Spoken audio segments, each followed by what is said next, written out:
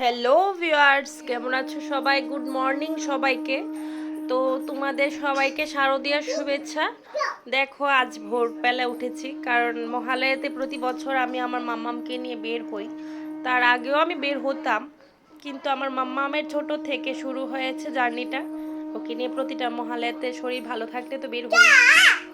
আমরা এখন বেরিয়ে গেছি বাড়ি থেকে, কিন্তু আমি যে ভোরবেলা উঠেছিলাম 4:30টার সময়, আমি রেডি হয়ে ওদেরকে ডেকে তুলতে তুলতে প্রায় 5টা 15 বাজে বাড়ি থেকে বেরিয়েছি। এখন আমার মনে হচ্ছে যে আর একটু অন্ধকারে বেরোলে ভালো হতো, কারণ অন্ধকারটা আমার ভালো লাগে।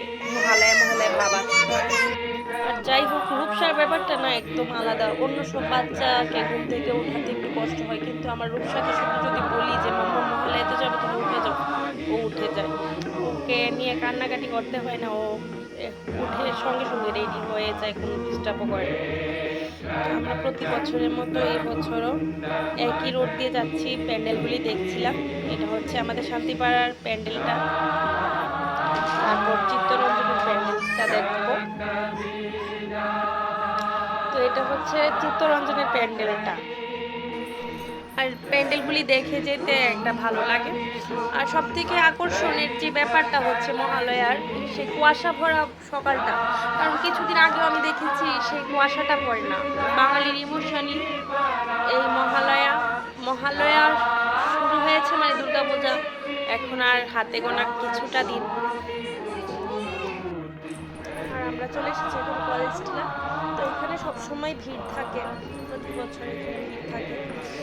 তো আর যাই হোক, কুয়াশা ভরা যে সকালটা, এটার কথাটাই আলাদা। মহালয়ার এটা হচ্ছে মাহিত্য।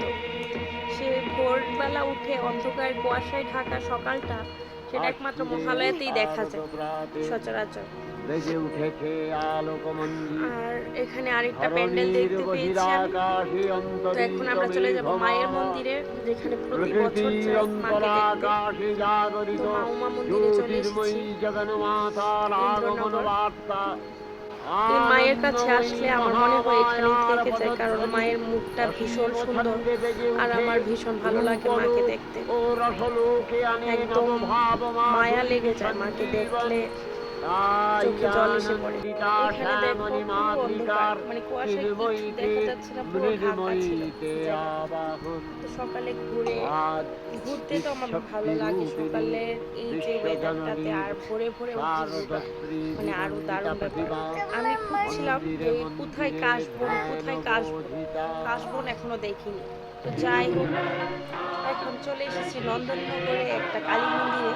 এই কালী মন্দিরটাতে বিশ্বাস করবো না তোমরা, এই কালী মন্দিরটাতে আরেকবার এসেছিলাম, আমার ভীষণ ভালো লাগে এই কালী মন্দিরটা। এটার নামই হচ্ছে ঠান্ডা কালী বাড়ি। আর আমিও এসেছিলাম শীতের সময়। এই মন্দিরটাতে অনেক ধরনের গাছ আছে, ফুল গাছ। মায়ের মন্দিরটা একটু সুন্দর, অনেক বড় মন্দিরটা। তো সাইডে একটা শ্মশানও আছে, এটা শ্মশান কালী।